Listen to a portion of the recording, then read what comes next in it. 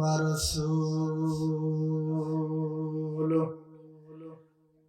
الذي أرسله بالحق بشيرا ونذيرا وداعيا إلى الله بإذنه وسراجا وقمرا مبينا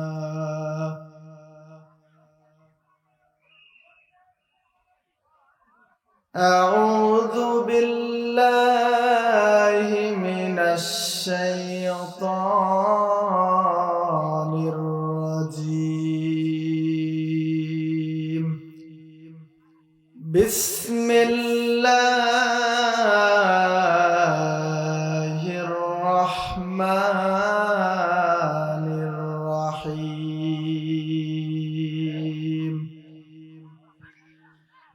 قد أفلح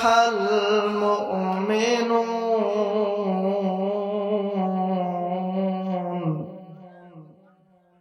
الذين هم في صلاتهم خاشعون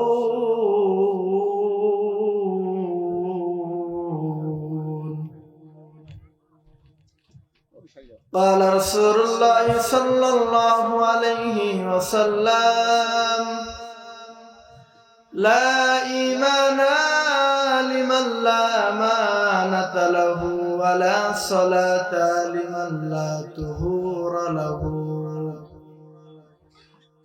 ولا دين لمن لا صلاة له إنما موضع الصلاة كموضع الرأس من الجسد صدق الله العظيم وصدق رسوله النبي الكريم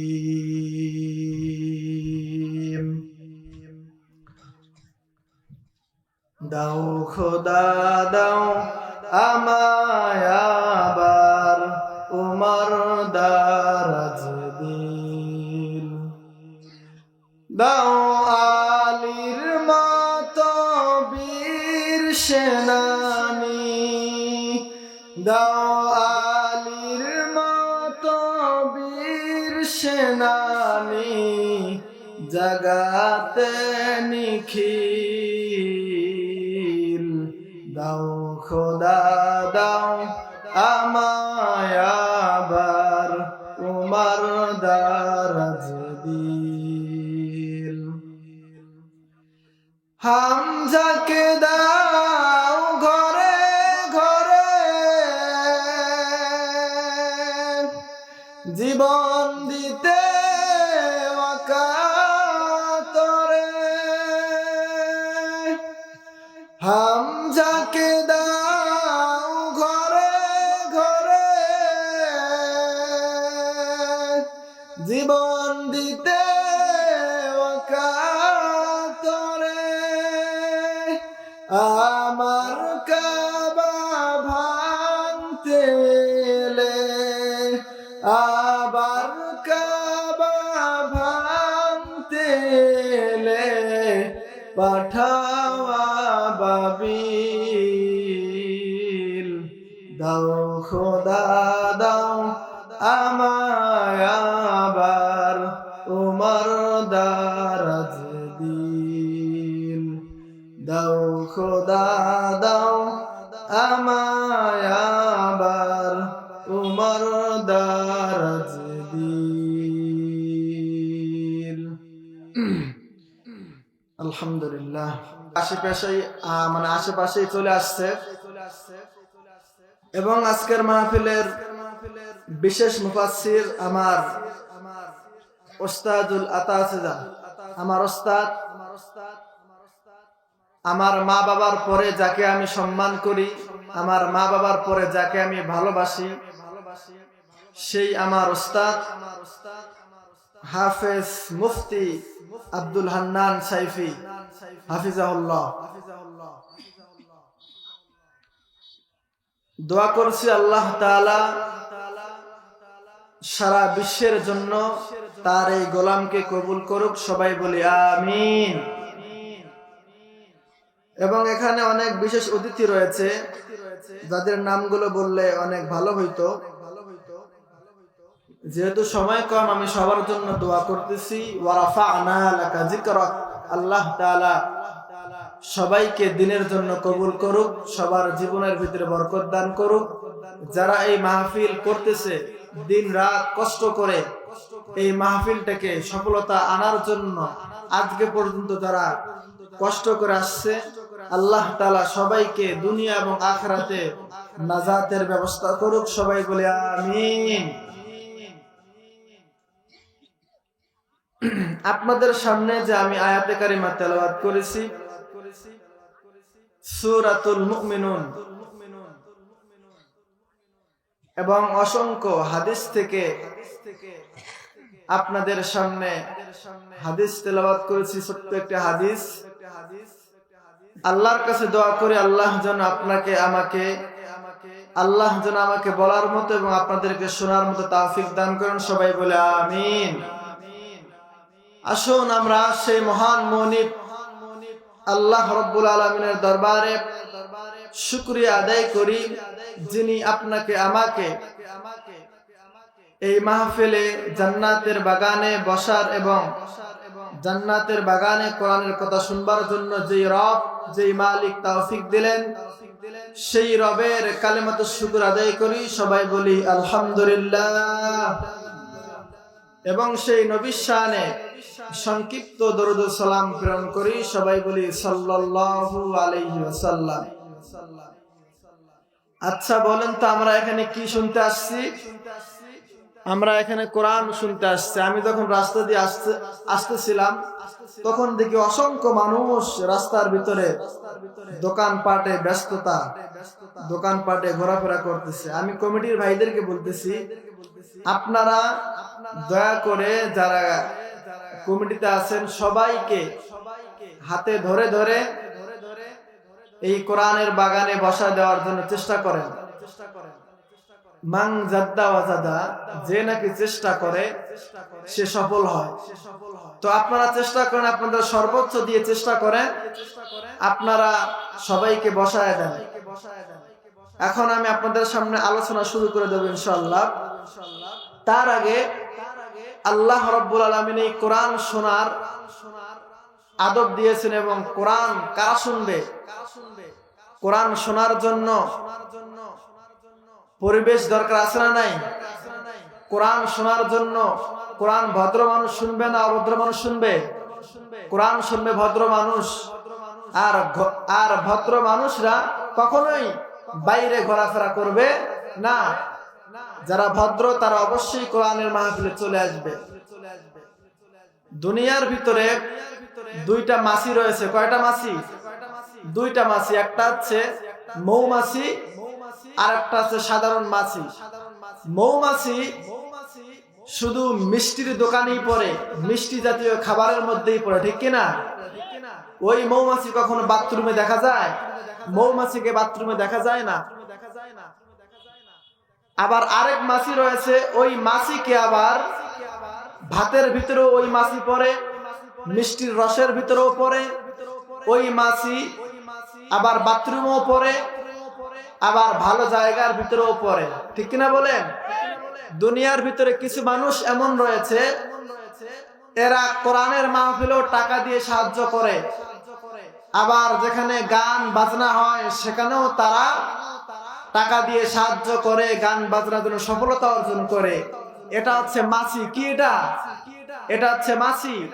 আর মৌমাছি কারা?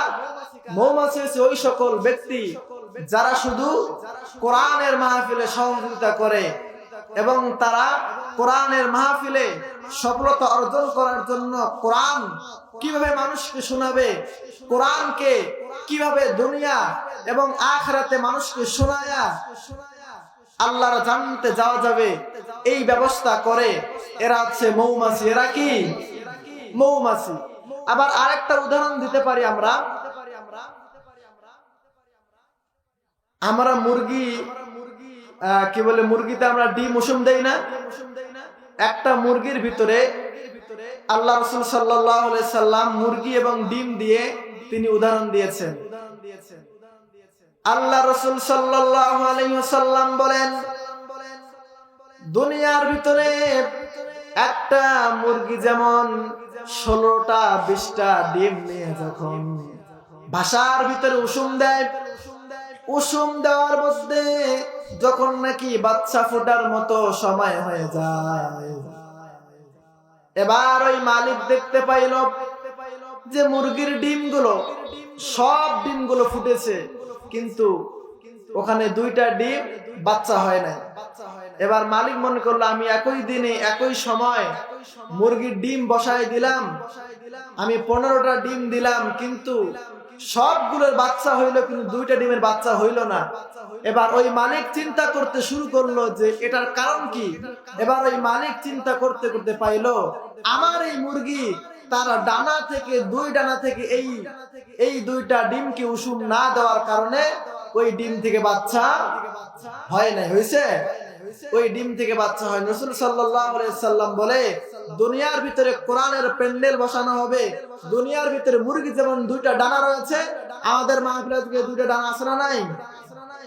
আল্লাহ রাসূল সাল্লাল্লাহু আলাইহি ওয়াসাল্লাম উদাহরণ দিয়ে বলেছেন, দুনিয়ার ভিতরে মুরগি ডানার মতো ডানা রবে, এই ডানার ভিতরে যেই সকল আমার উম্মতেরা বসে যাবে এরা হচ্ছে জান্নাতি। এরা কি?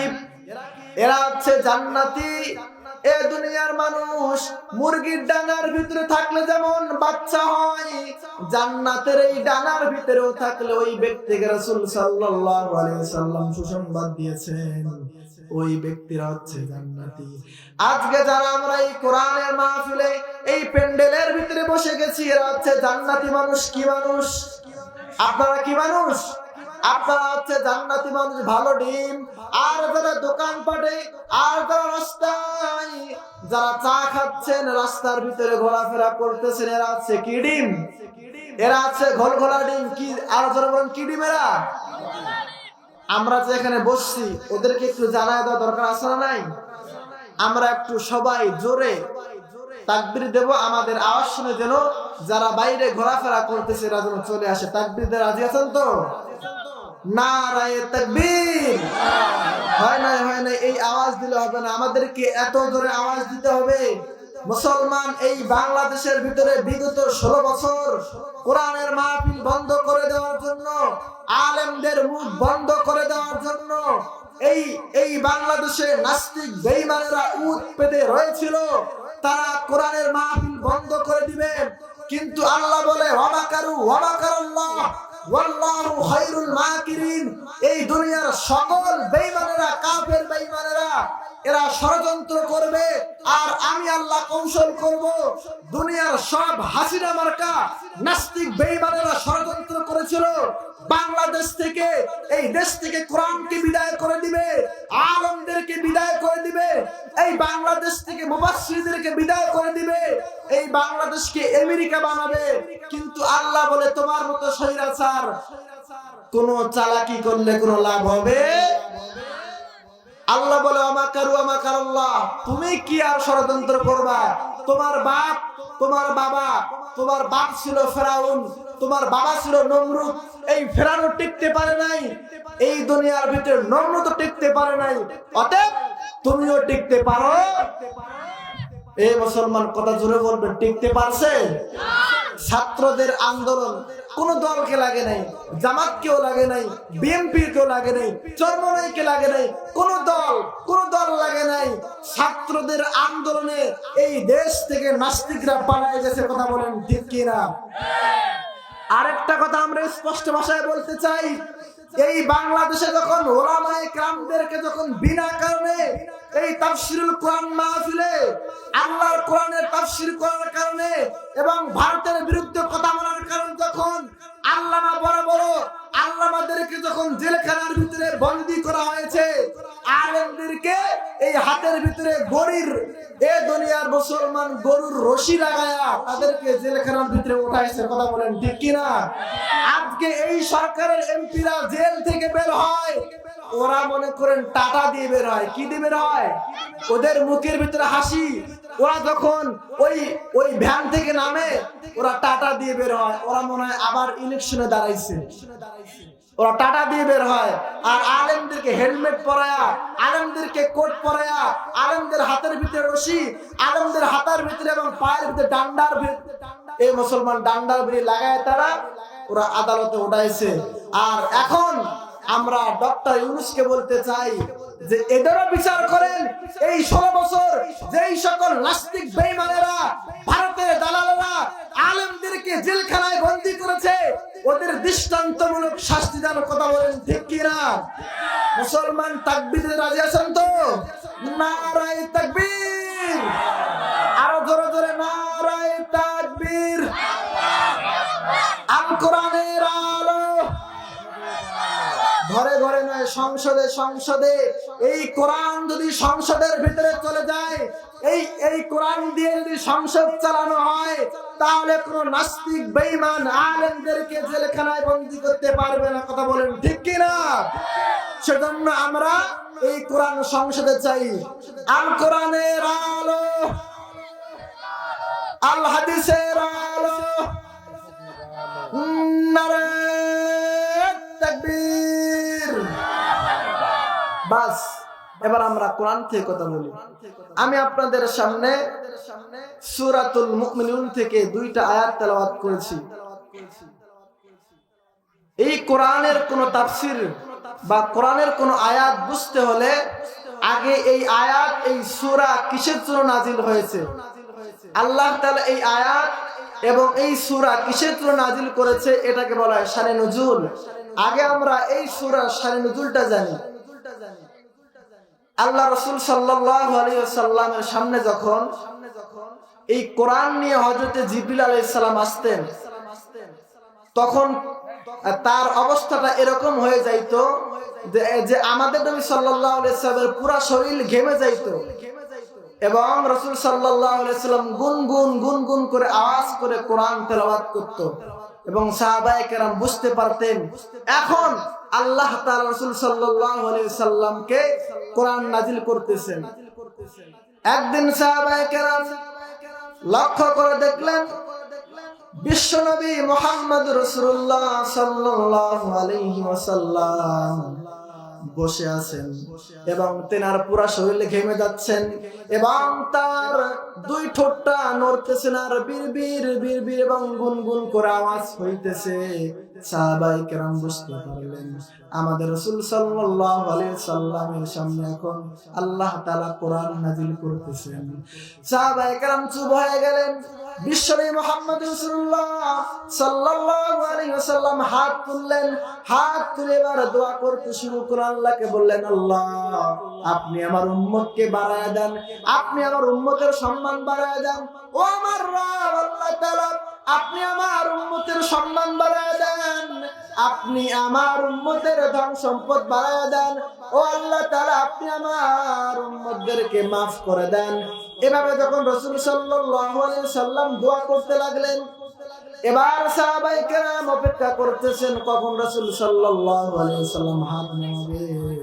হঠাৎ করে রাসূল সাল্লাল্লাহু আলাইহি সাল্লাম হাত নামিয়ে ফেললেন। এ দুনিয়ার মানুষ ভালো করে লক্ষ্য করে দেখেন, এবার রাসূল সাল্লাল্লাহু আলাইহি ওয়াসাল্লাম হাত নামিয়ে ফেললেন।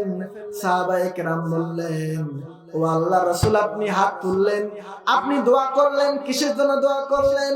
এবার রাসূল সাল্লাল্লাহু আলাইহি ওয়াসাল্লাম বললেন, ও আমার সাহাবায়ে কেরাম, আল্লাহ আমার সামনে এখন এমন একটি সূরা নাযিল করেছে, এমন একটি গুণের কথা বলেছে, আমার কোন উম্মত যদি, আমার কোন সাহাবায়ে কেরাম যদি এই গুণের অধিকারী হতে পারে, তাহলে আল্লাহ রাব্বুল আলামিন তাকে জান্নাত দিয়ে দিবেন। আরো জোরে বলি সুবহানাল্লাহ। এবার রাসূল সাল্লাল্লাহু আলাইহি ওয়াসাল্লাম বললেন, ও সাহাবায়ে কেরাম, আল্লাহ রাব্বুল আলামিন আমাকে সূরাতুল মুমিনুন নাযিল করেছে। এবার রাসূল সাল্লাল্লাহু আলাইহি ওয়াসাল্লাম বলতেছেন, ক্বাদ আফলাহাল মুমিনুন।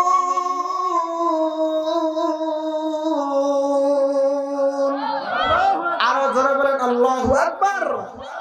আল্লাহ রাব্বুল আলামিন বলেন, আমার কোরআন শোনার পর যারা আল্লাহু আকবার বলবে তাদের ঈমানটা মজবুত করে দিবেন কে? আল্লাহ রাব্বুল আলামিন সূরাতুল আনফালের 2 নম্বর আয়াতের ভিতরে বলেন, ইন্নামাল মুমিনুনা আল্লাযীনা ইযা যুকিরাল্লাহু ওয়াজিলাত কুলুবুহুম ওয়া ইযা তুলিয়াত আলাইহিম আয়াতুহু যাদাতুহুম ঈমানা ওয়া আলা রাব্বিহিম ইয়াতাওয়াক্কালুন। আল্লাহ রাব্বুল আলামিন বলেন, আমার ইমানদারের সামনে যখনই আমার জিকির তাদের কানের ভিতরে পড়ে যায়, তারা দুনিয়ার সব কাজ কর্ম বন্ধ করে আমার যেখানে জিকির হয় সেখানে তারা চলে আসে। আমার ইমানদাররা আমার কোরআনের তেলাওয়াত শুনে, আমার জিকিরের তেলাওয়াত শুনে তারা বসে থাকে না ঘরের ভিতরে, তারা সেই জায়গার ভিতরে চলে আসে। আর আমার ইমানদারের সামনে যখন আমার এই কোরআন তেলাওয়াত করা হয়, তখন আমি আল্লাহ রাব্বুল আলামিন আয়াতুহু যাদাতুহুম ঈমানা, আমার এই আয়াতগুলো যখন তেলাওয়াত করা হয় আর তারা যখন ভদ্র সহকারে সেই আয়াতগুলো শুনে, আমি আল্লাহ রাব্বুল আলামিন তাদের ঈমানটাকে মজবুত করে দেই। জোরে বলি সুবহানাল্লাহ। তাহলে কোরআনের আয়াত শোনার সঙ্গে সঙ্গে আল্লাহু আকবার বলতে রাজি আছেন তো? নারে তাকবীর, আরো জোরে বলেন নারে তাকবীর। এবার রাসূল সাল্লাল্লাহু আলাইহি সাল্লাম বলতেছেন, ক্বাদ আফলাহাল মুমিনুন।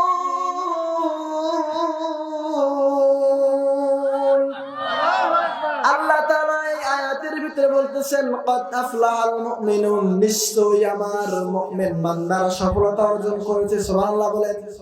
কারা কারা?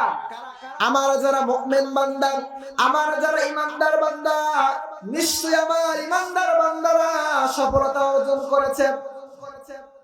ঈমানদার কারা? যারা আল্লাহকে সবথেকে বেশি ভালোবাসে, যারা আল্লাহকে সবথেকে বেশি মহব্বত করে, ভয় করে, এরা হচ্ছে ঈমানদার। কারা এরা? এরা হচ্ছে ঈমানদার। আল্লাহ তাআলা বললেন, যারা আমার ঈমানদার বান্দারা, ক্বাদ আফলাহাল মুমিনুন, নিশ্চয়ই আমার ঈমানদার বান্দারা সফলতা অর্জন করেছে। এবার আমরা বললাম কোন কোন গুণের অধিকারী হলে ঈমানদাররা সফলতা অর্জন করবে। গুণগুলো দরকার আছে না নাই? গুণগুলো আমাদেরকে শুনতে হবে। রাসূল সাল্লাল্লাহু আলাইহি ওয়াসাল্লাম বললেন, ও আমার সাহাবায়ে কেরাম, আমার কোন উম্মত যদি এই 10টা, আমার কোন উম্মত যদি এই গুণের অধিকারী হতে পারে, তাহলে আমি আল্লাহ রাব্বুল আলামিন, আমার আল্লাহ রাব্বুল আলামিন বলে দিবেন ওই সকল বান্দাদেরকে বিনা হিসাবে জান্নাত দিয়ে দিবে।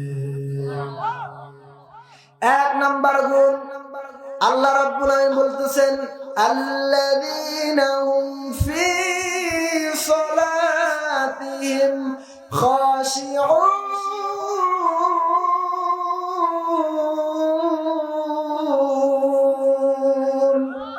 আল্লাহ তাআলা বলেন, আমার ওই সকল ঈমানদাররা আমার এই গুণটা যদি মানতে পারে, তাহলে আমি আল্লাহ তাকে আমার জান্নাত দেব।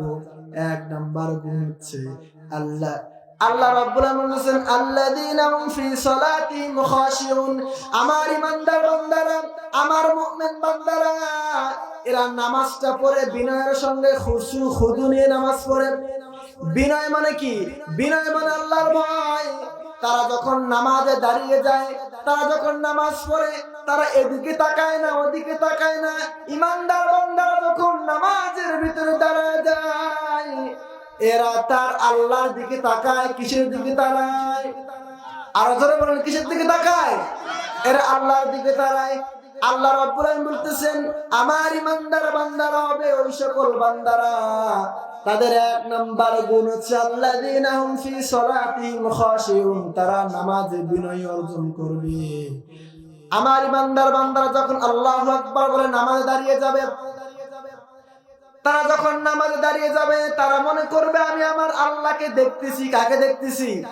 আল্লাহকে দেখতেছি। আর আমরা যে আল্লাহকে দেখতে না পাই, তাহলে মনে করতে হবে আল্লাহ আমাদেরকে দেখতেছেন। কথা বলেন ঠিক কিনা? হযরতে আলী রাদিয়াল্লাহু তাআলা আনহু বলেন, আমি আলী যখন নামাজে দাঁড়িয়ে যাই, আমি আলী যখন নামাজ পড়ি, তখন আমি আলী মনে করি আমার আল্লাহ আমাকে দেখতেছেন। সুবহানাল্লাহ বলেন। আর আজকে আমরা নামাজে দাঁড়াই, আমরা নামাজে দাঁড়িয়ে এদিকে তাকাই ওদিকে তাকাই। আল্লাহ রাব্বুল আলামিন নবীকে বললেন, নবী, আমার নবী পেরেশান হয়ে গেলেন। আমার নবী মক্কার ভিতরে দাওয়াত দেন, কিন্তু মক্কার মানুষ নবীর গায়ে থুতু মারে, নবীকে মারে, নবীকে গালাগালি করে।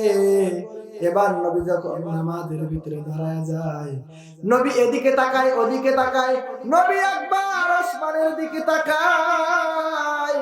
আল্লাহ রাব্বুল আলামিন আয়াত নাযিল করে দিলেন, ও আমার পয়গম্বর, আল্লাযীনা হুম ফি সালাতিহিম খাশিউন।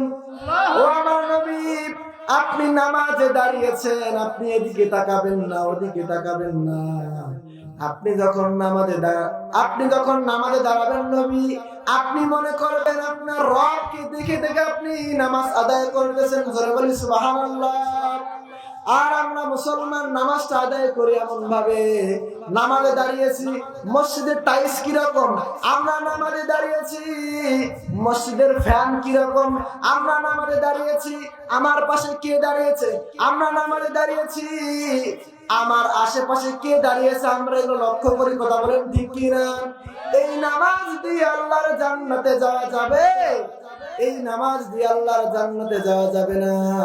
নামাজটা আদায় করতে হবে এমন ভাবে, আমি এমন ভাবে নামাজটা আদায় করব, আমি যেন মনে করি আমার রব আমাকে দেখতেছেন।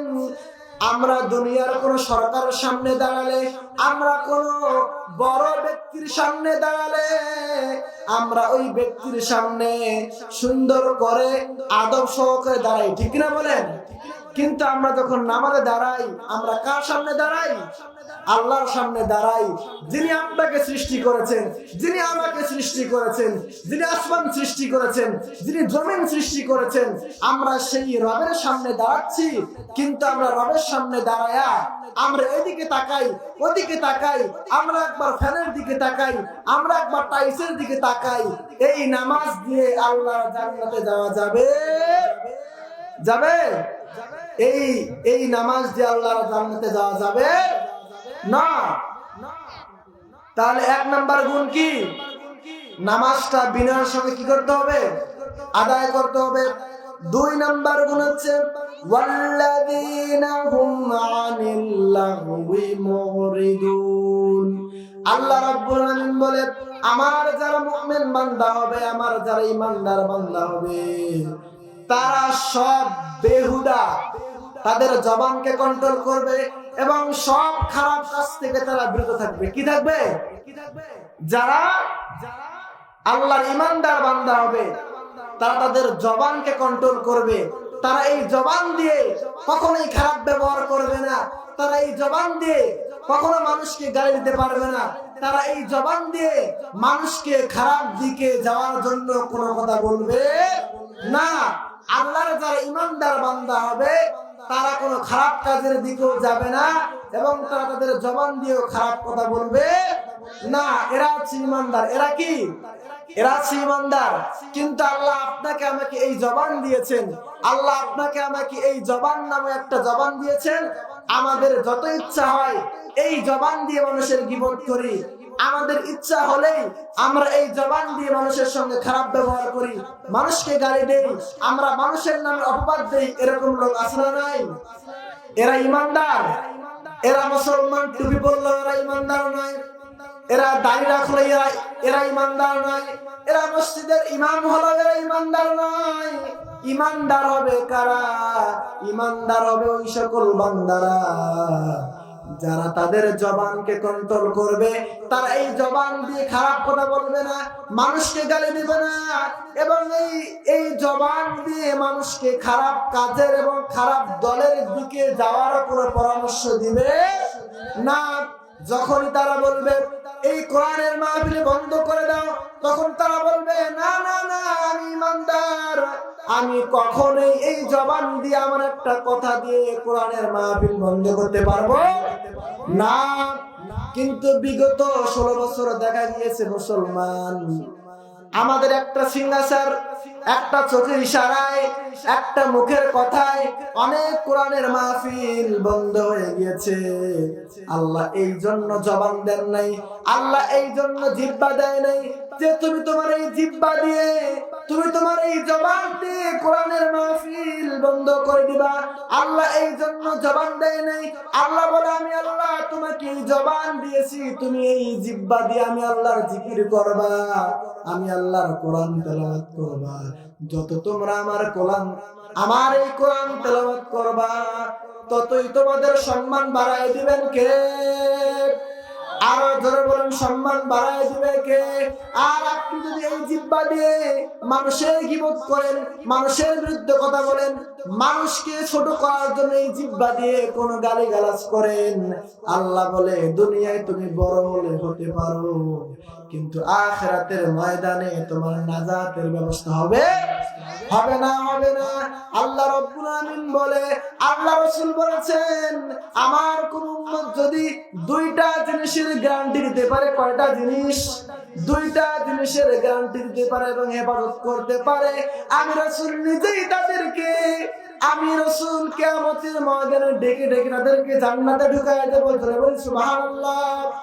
এক নম্বর হচ্ছে যারা এই জিহ্বাকে কন্ট্রোল করবে, এই জিহ্বা দিয়ে কারো বিরুদ্ধে কথা বলবে না, এই জিহ্বা দিয়ে কাউকে গালাগালিজ করবে না, কারো গীবত করবে না, কারো শয়তানি করবে না। আল্লাহ রাসূল বলে, দুই চোয়ালের মাঝখানে যে জিহ্বা আছে, এই জিহ্বা যে ইবাদত করবে, আমি রাসূল সাল্লাল্লাহু আলাইহি ওয়াসাল্লাম ওই ব্যক্তিকে জান্নাতে নিয়ে যাওয়ার জন্য জিম্মাদার হয়ে গেলাম। জোরে বলি সুবহানাল্লাহ। আর দুই নাম্বার হচ্ছে দুই পায়ের মাঝখানে লজ্জাস্থান আছে না নাই? আর আছে না নাই? দুই পায়ের মাঝখানে যে লজ্জাস্থান আছে, এই লজ্জাস্থানের যারা হেফাজত করবে, আল্লাহ রাসূল বলেছেন, আমি রাসূল সাল্লাল্লাহু আলাইহি ওয়াসাল্লাম কিয়ামতের ময়দানে ওদেরকে জান্নাতে নিয়ে যাওয়ার জন্য জিম্মাদার হয়ে গেলাম। সুবহানাল্লাহ। তাহলে এই জিহ্বা দিয়েছেন কে? আর ধরে বলেন, এই জিহ্বা দিয়েছেন কে? এই জিহ্বা দিয়ে স্মরণ করতে হবে কাকে? এই জিহ্বা দিয়ে কোরআন তেলাওয়াত করতে হবে কার? আমরা কিন্তু এগুলো করি না। আমরা শুধু মানুষের বিরুদ্ধে, মানুষের কথাবার্তা বলে বলে আমরা সময় কাটাই। আল্লাহ রাব্বুল আমিন এই জন্য আপনাকে পাঠায় নাই। আল্লাহ বলে, আমি আল্লাহ তোমাকে দুনিয়ার ভিতরে পাঠিয়েছি এই জিহ্বা দিয়ে 24টা ঘন্টার ভিতরে তোমরা জিকির করবা কার? তাহলে এই জিহ্বা দিয়ে জিকির করব কার? এবার আসেন 3 নাম্বার। আল্লাহ রাব্বুল আমিন বলতেছেন, ওয়াল্লাযীনা হুম লিয-যাকাতি ফাঈলুন। আল্লাহ রাব্বুল আমিন বলে, আমার ঈমানদার বান্দারা ওই সকল যারা যাকাত দেয়, এরা হচ্ছে ঈমানদার। কিন্তু সমাজের ভিতরে দেখা যায় কোটিপতি মানুষ, লক্ষ লক্ষ টাকার মালিক, তার জন্য যাকাত ফরজ 50 লাখ। কত লাখ? 50 লাখ। কিন্তু 20 লাখ টাকা দিয়ে যাকাতের সবকিছু দিয়ে দেয়। এই যাকাত তার আদায় হবে না, কারণ তুমি যাকাত দাও, কিন্তু এই কারণ যাকাত দেয় না। আল্লাহ রাব্বুল আমিন এবার মাটিকে বললেন, মাটি তুমি এবার কারণের উপর পাকড়াও হয়ে যাও। এবার মাটি যখন কারণকে ধরলেন, এবার মুসা আলাইহিস সালাম কারণকে বলে, কারণ এখনো সময় আছে, তুমি যাকাত দিয়ে দাও। কারণ বলে, আমার সম্পদ আমি কামাই করেছি, আমাকে আল্লাহ সম্পদ দেয় নাই। এই কারণকে আল্লাহ রাব্বুল আমিন মাটির নিচে দাবিয়ে দিয়েছে, এখনো মাটির নিচে কারণ দাবতেছে। রাসূল সাল্লাল্লাহু আলাইহি সাল্লাম বলেছে, কিয়ামত পর্যন্ত এই কারণ মাটির নিচে দাবতেই থাকবে, শুধু যাকাত না দেওয়ার কারণে। আল্লাহ আমাদের সবাইকে যতটুকু আলোচনা করলাম, আল্লাহ আমাদের সবাইকে বুঝার এবং আমল করবার তৌফিক দান করেন। সবাই বলে আমিন। আসসালামু আলাইকুম ওয়া রাহমাতুল্লাহ।